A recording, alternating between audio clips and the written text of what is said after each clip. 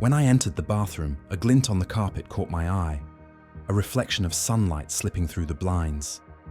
Curious, I glanced down, barefoot and cautious, wary of stepping on anything sharp. Caroline hadn't mentioned dropping anything here, but you never know. The small foil circle lay almost camouflaged against the carpet's color until the light revealed it. Stooping, I picked it up, the backing from a pill strip, usually left behind when a pill is pushed out. Turning it over, I noticed markings on one side, too, which I assumed meant Tuesday since today was Wednesday. It seemed to be yesterday's pill. I don't take any medications myself. I'm perfectly healthy at 35, as is my wife Caroline. We both recently passed our annual physicals with flying colors. So why was there a pill backing in our bathroom? Several daily pills came to mind, but the birth control pill stood out. I'd had a vasectomy 2 years ago after our second child, so I assumed Caroline wasn't on the pill anymore. She's never had issues with cramps or periods, lucky her. So, why the pills? My mind briefly wandered to dark places, suspecting illness she hadn't mentioned.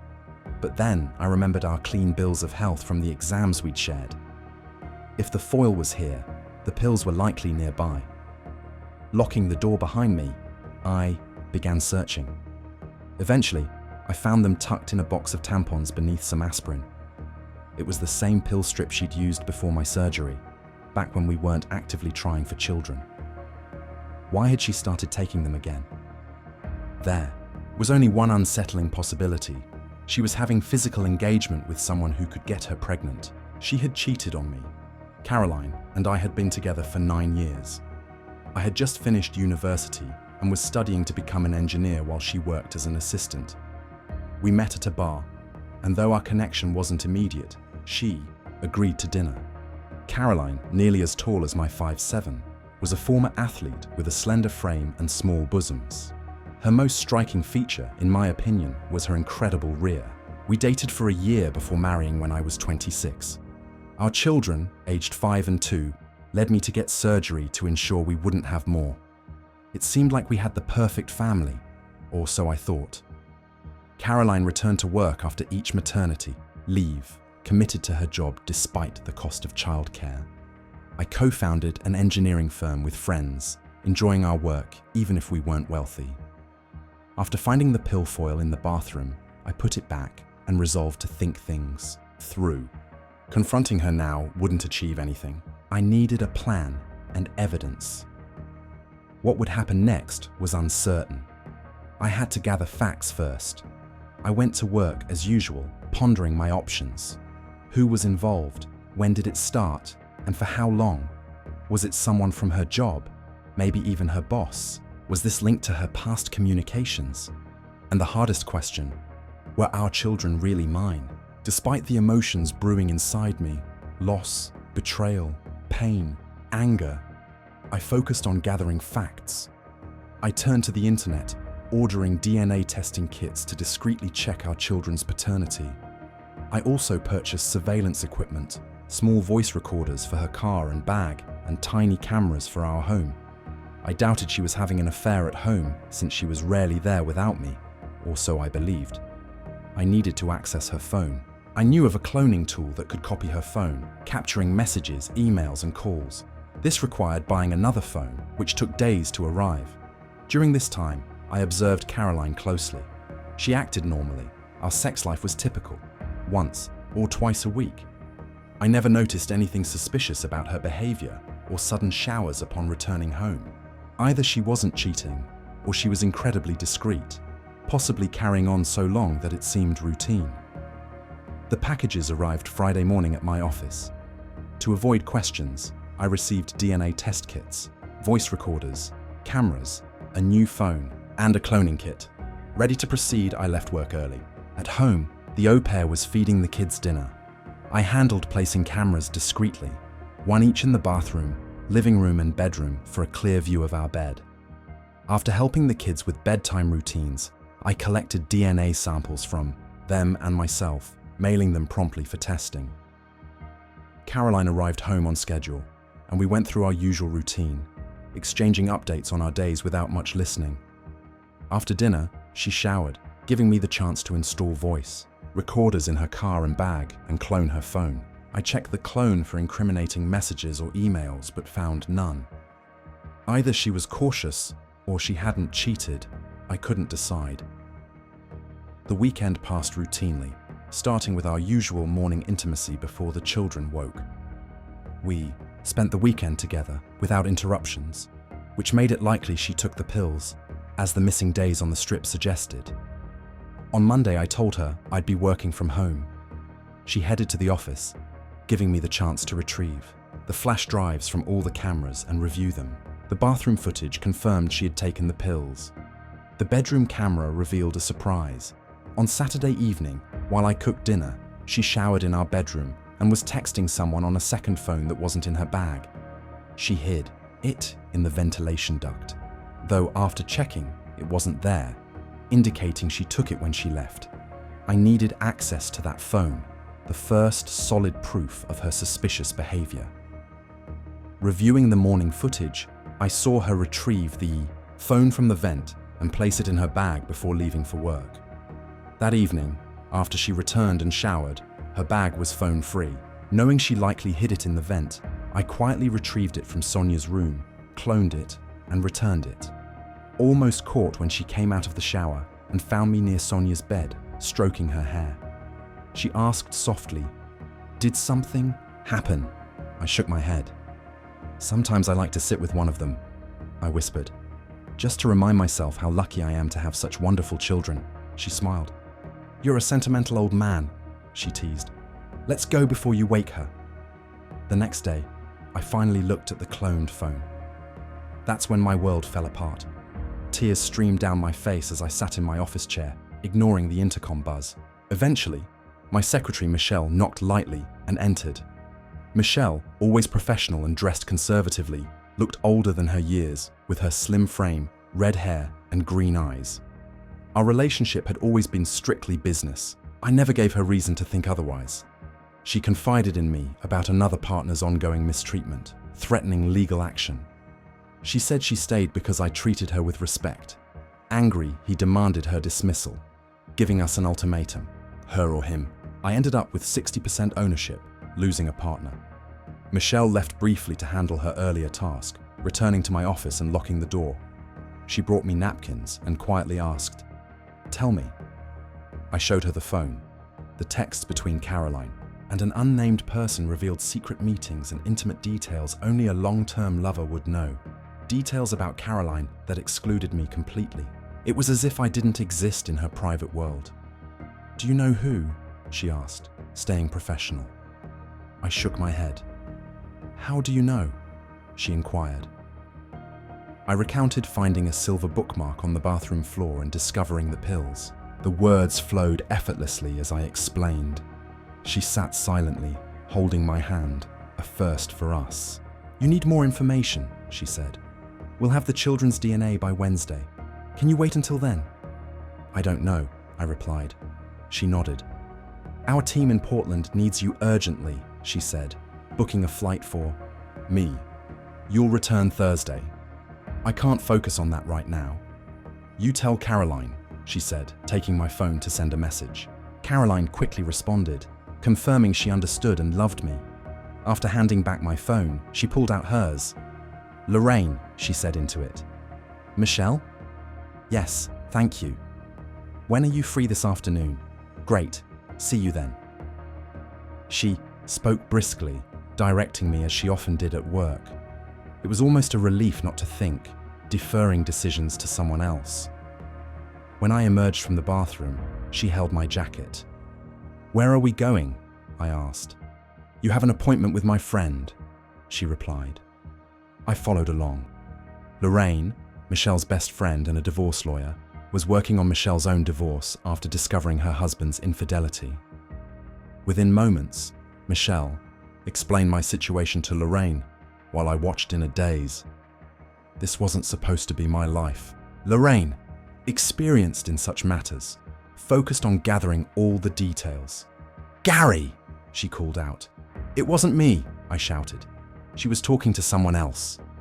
I felt a sting on my cheek as Michelle slapped me. Shock jolted me awake. I saw surprise and amusement flicker in Lorraine's eyes before she turned serious. "Gary?" she asked. I nodded. "Do you have a plan?" My engineer mind snapped into action at her words. "Take them both down," I said. I expected a shocked reaction, but Michelle even grinned. "Okay," said Lorraine. "I get it. However, that's not an option legally. Let's explore some other avenues." She laid out the options without advocating any. First, do nothing. Keep playing ignorant for a peaceful life. Second, an amicable divorce citing irreconcilable differences. Divide assets, pay child support. Third, go nuclear, sue for infidelity, contest paternity, and more. My thoughts raced. Option 1 was out. I wouldn't be a complacent, betrayed man. Option 2 didn't fit. I'd invested too much in our life. Option 3, I declared. Nuclear. Lorraine grinned. "All right then, I'll start filling out the paperwork. I suggest you begin covertly surveilling your wife to gather more evidence. Find out who, when, and where. We definitely need more proof." "Can I keep this phone?" I asked. "It's not doing you any good," she remarked. I nodded and handed over the phone. Michelle and I left Lorraine's office, and she took me to a small family-run hotel, booking a room for me. "Go shower and order something for the room," she instructed, taking charge. "I'll return later with some items for you." I moved mechanically. My world was crumbling. Ordering room service in a hotel room was like being on autopilot. It was the only way to manage the stress. 9 years gone in a flash. What hurt most was my obliviousness. How did I miss it all? Was it her boss? The one she always returned to after each child? She claimed she valued her job and independence. But was it just an excuse to be near her lover? I eyed the minibar, tempted when Michelle entered. "Don't even think about it," she warned. "You need a clear head to plan. Drowning your sorrows won't help." "Plan?" I asked bitterly. I had a plan. A loving wife. 2 beautiful kids, and now this. I'm a betrayed man with uncertain paternity. My life's in ruins and you want me to plan? She studied me briefly, then checked her watch. "All right," she said briskly. "All business. Pity party's over. Remember all those obstacles we faced starting our company? Plans fell apart then too." "What does this have to do with numbers?" I pressed. "I don't know," she replied. "A lot. There was a time when the patent office lost our application and we still beat Headingley. Another time, the bank tried to foreclose on us early under pressure." "All right," she interrupted. "In all those times, when did you sit down and give up? It was different then." "Why?" she asked. "What was different back then?" "I had something to fight for," I explained. "A family depending on me. Now you have a family," she pointed out. "A larger one, 141 people and their families, relying on you to handle this. None of your partners can keep the company afloat like you can. If she takes half, she could sell to the highest bidder, and Headingley could take everything. Is that what you want?" I stared at her, realizing she was right.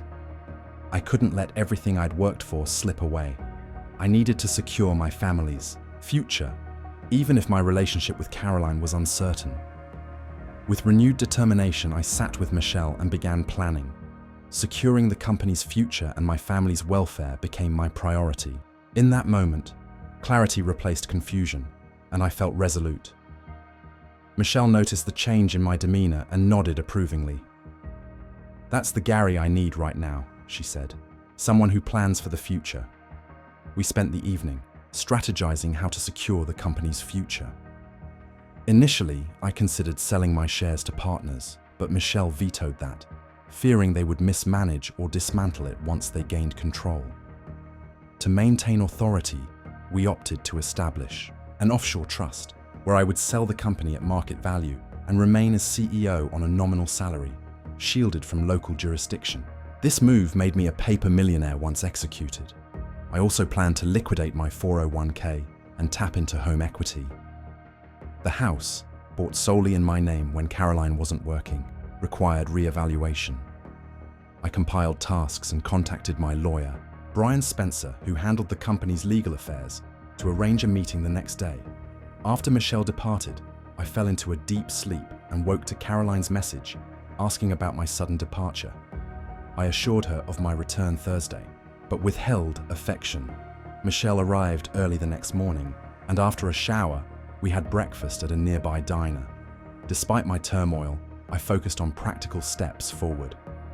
Michelle informed me Brian had a meeting available at 10 SAL, suggesting we visit the bank first to access my 401k and home equity before meeting him.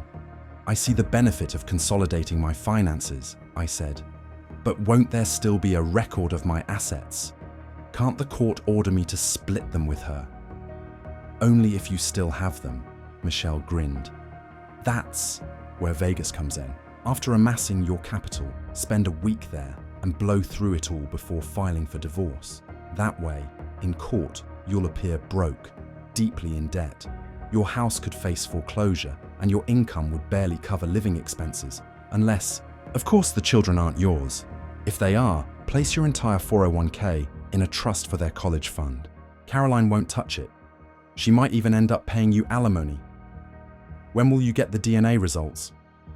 I hesitated, picking up my phone. The company said the results should be online today. I checked the email with a link but set the phone down. I wasn't sure I was ready to see the results yet. Can I? Michelle asked, and I handed her the phone. She scrolled through it, studying the screen. I watched her face, hoping for a clue. She looked up. Results aren't in yet, she said. They should arrive within 12 hours according to tracking. Let's go, she said, standing up. The bank should be open. Releasing equity from the house and cashing out my 401k went quickly. I closed all our savings accounts, including the children's college funds, transferring the money to an account in my name. The joint account, with less than $10,000, remained untouched. Our lawyer raised an important point when we briefed him on our plan. You forgot one thing, he said. You have a marriage contract. I do. I was surprised. I hadn't realized that was part of the partnership agreement. When I started, all partners were required to sign a prenup to protect the company in case of a split, he explained. It covers only company assets, not personal ones. As an employee, it can only claim your salary and 401k. That's it. What I suggest, he began, without criticizing your divorce lawyer, is to invest all the freed up equity from your house into the company. Buy out one of your partners. Robert seemed keen on making money. You may need a loan from the company, pension fund to cover the difference. Repayments will come from your reduced salary, minimizing your assessed assets. Since everything else ties back to the company, it remains protected. Your credit rating may suffer from foreclosure, and you'll lose half your remaining bank funds. Besides that, she won't receive anything. We can adjust your salary to potentially make hers higher, making her liable for child support. How will I live? I asked. If my whole salary goes to loan payments, I'll still need to cover living expenses, including my 2 other children, and possibly more. Let's hold off on discussing the children, he advised. Have you decided on a course of action? If they're not yours, will you stay involved? I'm not sure, I admitted. It's too overwhelming to think about. I'll need to wait until I have the facts before making such decisions. Remember your plans with the other lawyers, he reminded me. I bet the lawsuit against her company will bring in enough to pay off the loan and restore your full salary. After all this, you can also claim expenses from the children's. Father, if they're proven not to be yours post-divorce, separate from the settlement. Could you reach out to Robert for me about selling? I requested. I don't think I can handle that right now. He nodded. I'll contact him and update you. We shook hands as we left his office. Relief washed over me momentarily as we walked out. The plans started to align, a satisfaction filling me. Then reality hit, reminding me why we were making these plans, leaving an emptiness in my chest. We sat in a diner for lunch when I dared to check my phone again, clicking on the link in the email.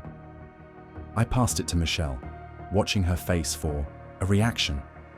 I'm so sorry, Gary, she said softly, handing the phone back. I read the results myself. Neither child was biologically mine, though they shared the same father. The shock of losing both children was eclipsed by rage at the betrayal. She not only deceived me about their paternity, but also convinced me to have a vasectomy. Gary, Michelle snapped, pulling me back. Now's not the time. Stay calm. We'll get through this.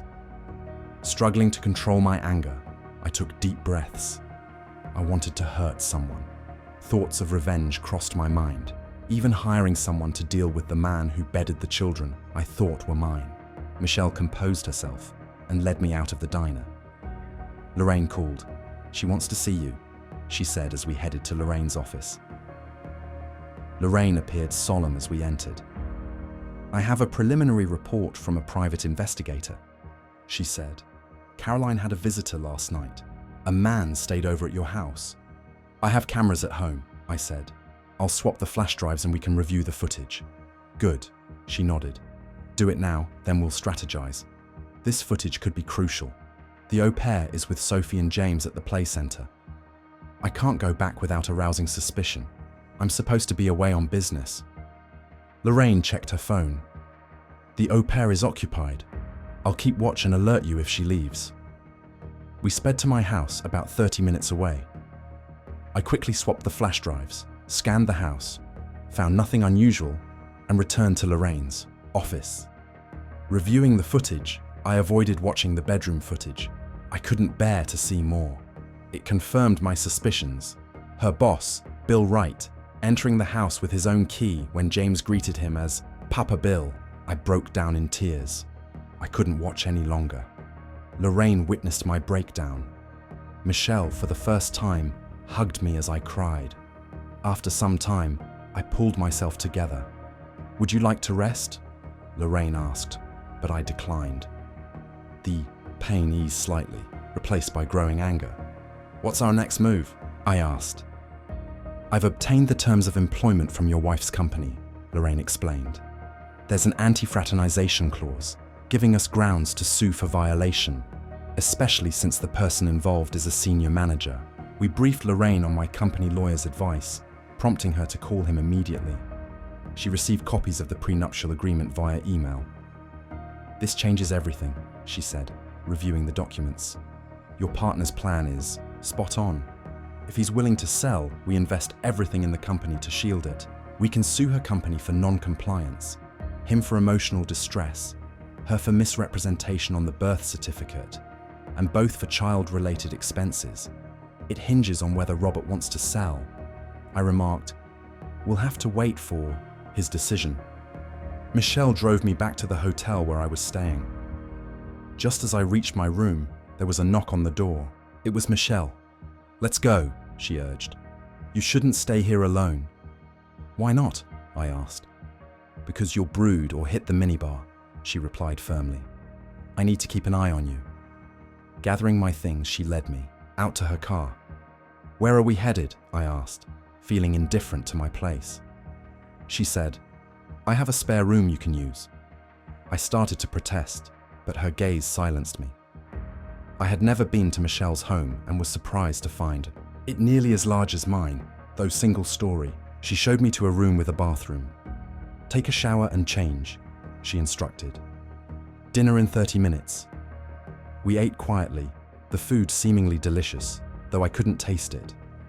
My mind raced with thoughts, emotions too turbulent to grasp. I was furious yet numb, focused only on executing my plans. I was on autopilot, driven by purpose. As I wondered what to do after dinner, the phone rang. I flinched, hoping it wasn't Caroline. It wasn't, I said. Hello, I greeted lazily. Robert, I said. Why? He asked simply. Robert and I had been friends since university, where we bonded over a project that laid the foundation for our business. Initially, I held the majority stake in the company due to greater initial investment. Caroline is cheating on me, I stated flatly. All this time? He exclaimed. All this time, I confirmed. And none of the children are yours. There was a pause on the line. So, You want to tie all your assets to the company and rely on the prenuptial agreement? He queried, clearly understanding. Our partnership agreement better than I did. I'll keep 5% and continue as a consulting engineer, he proposed. I'll sort it out with HR. The rest is yours. Okay, I agreed. I'll have Brian prepare the paperwork. Gary, he said after a moment, I'm really sorry. It might not feel like it now, but it will get easier, I promise. I've been where you are now, and it does get easier. Only then did I recall that he had gone through a divorce about 4 years ago. He had kept the details private, though we were close friends. I knew it hadn't been pleasant. He had used the marriage contract himself. The next morning, Michelle woke me with a cup of coffee. Let's go, she said. We still have a lot to do. First, we visited Brian Spencer, the company lawyer, who had already prepared everything. The necessary documents for buying out Robert were completed swiftly in under 30 minutes. I liquidated everything, my home equity, savings, and 401k. I also secured a loan against the company pension plan for the remaining amount. On paper, I now owed nearly $1 million. My salary was nearly halved due to deductions. Next, we went to Lorraine's office. She reviewed the documents for the buyout and was pleased. This is perfect, she remarked. I'll draft the papers today and we can file them on Monday. Where do you want her to be served? Somewhere that will embarrass her the most? I replied, if we could do it on a Super Bowl billboard, I'd pay for it gladly. Lorraine chuckled. We'll serve her at her office, she decided. Monday morning at 10, provided the papers clear the court by then. If I file today, we should have confirmation tomorrow afternoon. I nodded in agreement. So, what's next? Michelle asked, taking charge.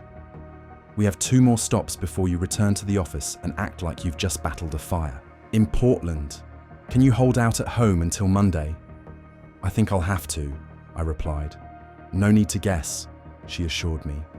Tell me what you need to hold out until then. I'm not sure, I admitted. Any good news?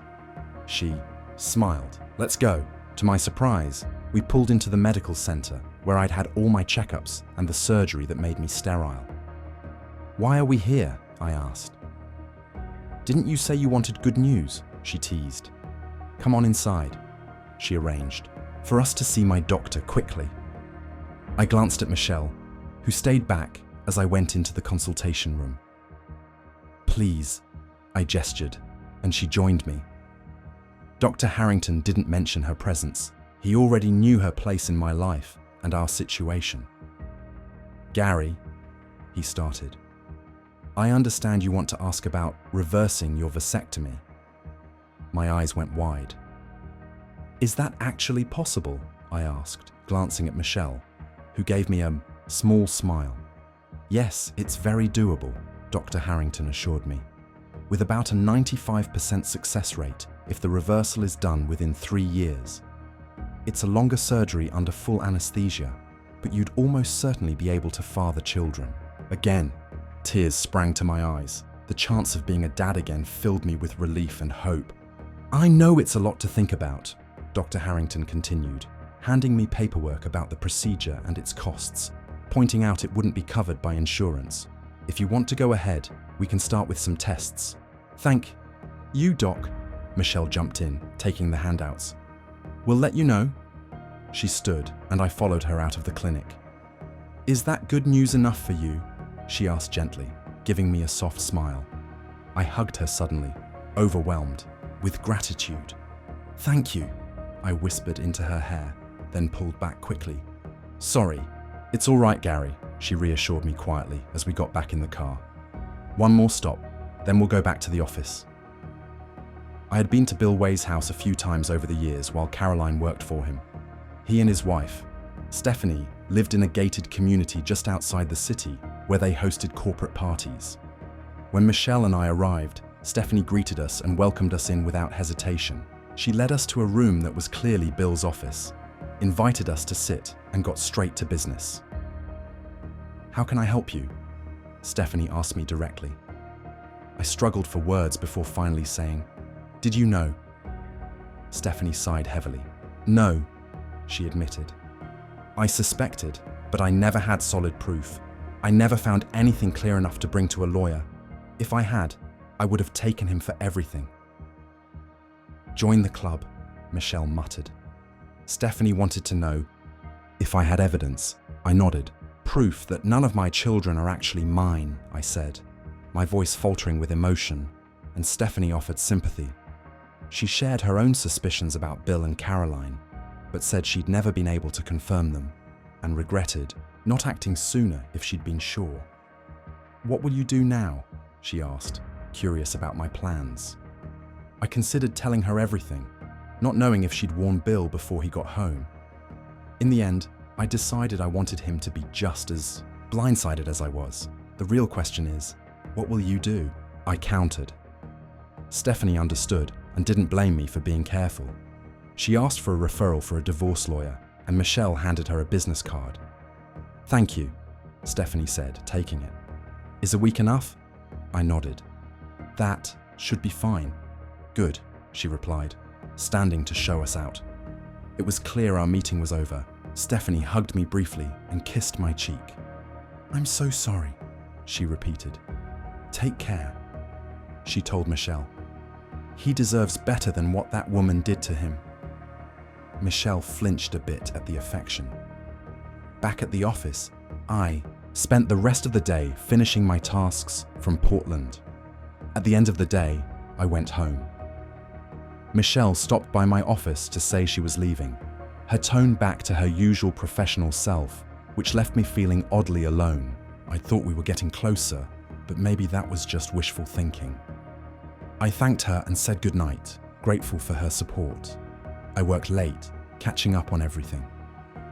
Around 8, Caroline texted to ask when I'd be home. I told her it would be another hour or two, explaining I needed to finish work after the trip. She said she'd probably be asleep, signed off with love and kisses, but I couldn't bring myself to reply. I stayed at work until nearly 11, hoping she'd be asleep when I arrived, so I could avoid a conversation. When I got home, the house was quiet. Everything seemed normal. I checked on Sonia and James, both sleeping soundly. My emotions overwhelmed me, and I hid in the bathroom to cry, not wanting Caroline to see me break down over children who weren't really mine. Deciding what to do about them was still unresolved. Despite having no obligation, my love for them remained. How could I just walk away from the kids I had thought of as my own? Now, they were a constant reminder of Caroline's betrayal. I decided to wait, not sure how things would turn out. I barely slept, waking to find Caroline already gone. The housekeeper cared for the children while my mind spiraled into dark places. Did she know the kids weren't mine? The thought made me furious, imagining she might have played a part in Caroline's betrayal. By Monday, I'd convinced myself to take action against her as an au pair, ensuring she'd never find such work again. Then I paused. What was I doing? Was I about to punish someone who had no real say in the matter? That would only make things worse. I realized she might have risked her job or left if she'd told me anything, but she'd always shown real care for the children, looking after them since before Sonia was born. Maybe my anger was misplaced. I focused on work. Michelle was already there, all business, acting as if nothing from the past few days had happened. She told me she'd cleared my schedule for marketing. She brought me coffee, her first time ever. Marketing? I asked. Since when am I part of that? She gave me a sly grin that somehow comforted me. We need a strategy, she said. It's the final part of Lorraine's plan. What plan? I asked, confused. We need to go public, Michelle insisted. Tell everyone, her friends, family, church groups, everyone who knows her, about what she's done. I'll look like a fool, I protested. People will mock me for raising another man's kids. You have to share your side, Michelle argued. If you don't, Caroline will, and she'll paint you as the villain, abusive, unfit, whatever she wants. If you speak up first, her narrative loses power. Michelle assembled a package of evidence, the investigator's report, DNA results proving I wasn't the father, and even video clips from our house, including one of James calling Bill Papa at the door, along with other footage I never wanted to see. Later that morning, Lorraine emailed me. Stephanie had managed to get Bill's DNA, and when tested, it matched both children. Bill was their father. That knowledge was like a punch in the gut. Still, we included it in the info packet destined for Caroline's parents, siblings, and wider contacts. Facebook, LinkedIn, all of it. Couriers were scheduled to deliver hard copies at exactly 10 a.m. Monday to coincide with our next move. I just had to make it through the weekend.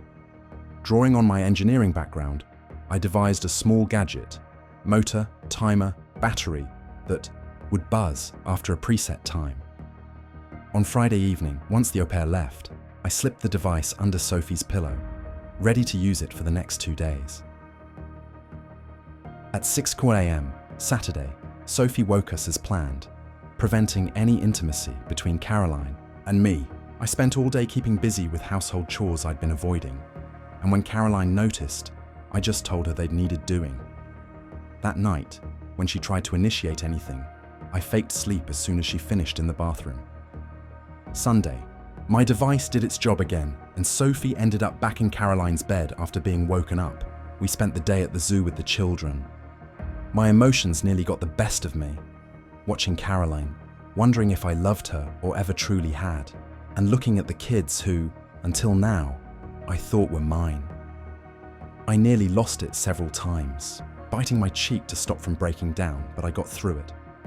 By Monday, I was resolute. I told Caroline I'd work from home so I could talk with the au pair. When she left, I acted busy with emails, barely saying goodbye. Once she was gone, I checked the clock, 8:15. The au pair came by my office, suggesting she'd take the kids to the play center, but I declined and said the children would stay home. James was disappointed, but I insisted. A bit after 9, Michelle arrived, and I let her in. My first time ever making coffee for her. At 9:30, we joined Lorraine for a video call. "Gary," Lorraine said, "this is your last chance to change your mind. If you want to stop, now's the time." "No," I said firmly. "Then I'll see you on the other side," Lorraine replied. Everything was ready. I watched my inbox for confirmation of delivery. At exactly 10 seconds, the first email came. 3 minutes later, the second. 5 minutes after that, the third. Then my phone rang. I expected Caroline, but it was my mother. "Gary, hi Mom," I answered. "What's happening?" she asked. "Did you get the package I sent?" I asked. "Yes." "Then you know what I know," I said quietly. "Caroline has been cheating on me for years, with her boss, the Ata. Children aren't mine. I'm divorcing her." "Gary, you can't." "No, Mom, I have to. I have to go. Work's calling." I ended the call, but my phone immediately rang again. This time, it was Caroline. I didn't answer, waiting for her to speak. "We need to talk," she said quietly. I stayed silent. "I'm coming home." Then she hung up. "Caroline's on her way," I told Michelle. "I'll step out," she offered. I wanted to ask her to stay, but couldn't find the words. She just looked at me. "Call me," she said gently. "You know what's happening." Then she left. 20 minutes later, Caroline's car pulled up.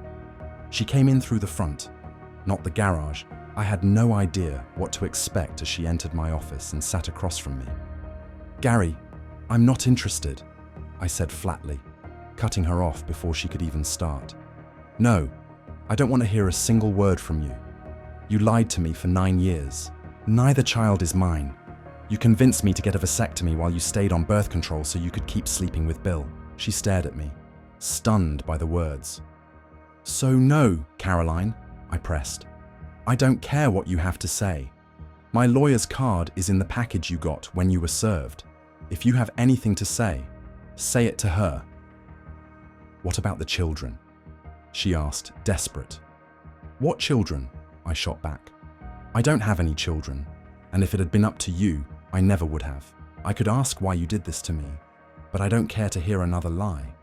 I don't want your excuses, justifications, or reasons. I just want this to end. so I can salvage whatever's left of my life and move on. I called out for the au pair, loud, enough for her to hear me from the other room. "You're fired. Immediately. Leave now." She appeared, shocked. "Why?" "Because you covered for her," I accused, nodding toward Caroline. "You knew she was having an affair with her boss. I don't know if you knew the kids weren't mine, but you definitely knew about the affair. I have video of you talking to Bill about the children. Get out." "Gary," Caroline protested. "You can't fire her. I pay her salary." The au pair looked relieved, glancing at Caroline for support. "Fine," I replied. "I've already called the agency and told them you were complicit in an affair. If Caroline wants to keep you, she can handle your salary, your taxes, your pension, your sick leave, your vacation, everything. And just know, losing your job and being removed from the agency will make it almost impossible for you to get hired as an au pair anywhere else. Agencies talk to each other now." She turned pale and quickly left. "Did you really have to do that?" Caroline asked. "You started talking again," I snapped. "I told you, I don't want to hear it. What I want is for you to get your things, take your kids, and leave my house." "This is my home too," she insisted. "Not according to the title," I shot back. "It's only in my name. Until the court says otherwise. Get out." She looked shaken as my raised voice startled her. At that moment, James came in. "Mommy, Sonia fell." Caroline, with tears streaking her face, got up and went to their daughter. I closed my office door and stayed inside while she packed. A few minutes later, she reappeared, holding Sonia. "Are you going to say goodbye to Sonia?" she asked. "Not like this," I said. "She's not my daughter, and he's not my son. Take them to Papa Bill and let him take care of his children. They have nothing to do with me. Gary, get out." I heard the front door close, then her car started. She was gone. I finally let out a breath I'd been holding for what felt like years and collapsed, trembling. I didn't hear the door open, only felt arms wrap around me. I looked up to see Michelle holding me, and I broke down, sobbing in her arms. It took a long time to regain control. I had just thrown away 9 years. My marriage, my children, my whole life, gone. I didn't want to go on. Michelle took over again. "Let's go," she said. "Lorraine says Caroline will get an emergency order to occupy the house within 4 hours. Because of the children and this being your marital home, she'll be back. Do you really want to let her have the satisfaction of throwing you out of your own house?" We packed some clothes and important documents, loaded them into my car and Michelle's, and left. First, we went to the office where I'd been served. Later that day, Lorraine called to update me. Not only had Caroline been granted temporary occupancy, but a restraining order now kept me from coming within 100 meters of the house. If I needed to retrieve anything, I'd have to arrange it with Caroline's attorney and pay the cost myself. The reality hit me. I was now living in Michelle's spare room. My clothes were hanging in her closet, and my important papers were neatly filed in her office cabinets. A week had passed since Caroline filed for divorce. My days followed a routine: work, then return to Michelle's home for dinner and sleep. Each morning, she brought coffee to my bedside, made breakfast, and we'd drive to the office together. She stayed strictly professional, except for a hug when I first broke down at home. There weren't many smiles, and I didn't expect any, given what we were living through. On Monday, we met with the lawyers representing Caroline and Bill's company. The conversation was mostly a blur to me, but the basics were clear. Lorraine, my lawyer, outlined the case. We'd filed a claim that exceeded their insurance, which maxed at $1 million. Their lawyers acted all business. Lorraine pressed for the immediate and permanent firing of the senior executive, Bill, with full loss of his pension, while Caroline would remain employed for 3 years and get a payout of $1.5 million. I zoned out through most of the discussion, but in the end, they agreed. My share would be $750,000, which helped pay back my debt to the company's pension fund. Payment will follow finalization of the divorce, Lorraine stated. They nodded. Lorraine also joined us at the meeting with Bill's attorneys. I left, their office $500,000 richer. Now I had enough to fully pay back the pension loan and keep a small reserve for life after divorce. Our last meeting that day was with Caroline's divorce lawyers. She was there but avoided eye contact. Michelle and Lorraine sat with me. "The financial claims in your divorce petition are outrageous," her lawyer began. "As CEO and major shareholder of a $20 million company, not to mention other assets," Lorraine cut in, passing over documents. "According to the prenup, the company is untouchable. My client recently invested in another firm, draining most of his savings, 401k and home equity. He borrowed from the pension fund, slashing his salary. He now earns less than your client and will be seeking temporary support until he recovers." "What about the children?" her lawyer pressed. Lorraine replied, "DNA testing proves these children aren't his. She falsified birth certificates, listing my client as the father. We're also suing for damages. He was coerced into sterilization under false pretenses. Your client can accept the divorce, vacate the marital home, and take half of the joint account, currently $9,143.15, Lorraine said. The lawyer reviewed the paperwork, glanced at Caroline, then at me. "Gary, please," Caroline said, barely above a whisper. 9 years, I answered. 9 damn years. Day after day. "You lied to me. There's nothing you can say that I want to hear." Caroline looked at her lawyer, nodded, and signed. I wasn't home when she left. I received a letter from her attorney saying the restraining order was lifted and the house was transferred to me. I considered moving back in, but decided to sell instead. The proceeds didn't cover my bank debt, but I bridged the gap and the bank was satisfied. 2 months passed and I was still in Michelle's guest room. After the divorce, Caroline moved back with her parents. Despite everything, her parents took her side and never spoke to me again. I didn't count it as a loss. For reasons I couldn't explain, Stephanie hadn't followed through with divorcing Bill. I never asked why. Due to losing his job and pension, Bill and Stephanie sold their house and moved to a modest apartment. Bill landed a decent job using his industry contacts, but his income was nowhere near what it used to be. I didn't know if Caroline and Stephanie ever crossed paths again. I hadn't seen Stephanie since her lawyer's office and wasn't interested in finding out. One afternoon, at work, Michelle entered without knocking. "Bill Rye is dead," she said bluntly. "What?" I was stunned. "How?" Stephanie caught him with Caroline again. She shot him. I leaned back, grinning despite myself. I tried to hide it, but the smile wouldn't leave. "Couldn't have happened to a nicer guy," I muttered. Michelle laughed. "Are you mad at me for feeling good about this?" I asked. "Not at all," she replied, her tone firm. "He had it coming. Oh, and by the way, this came for you." She set an official-looking envelope on my desk. We both knew what it was. I tore it open. "That's it," I whispered. "I'm finally a free man." "Finally," Michelle echoed, almost softly. A smile spread across Michelle's face, relieved, joyful, almost mischievous. She laughed softly, the tension easing in the room. "As many as you want," she answered, her voice warm and genuine. "We'll figure it out together." For a moment, the heaviness that had weighed on me for months seemed to lift. I stood, reaching for her hand, pulling her gently into my arms.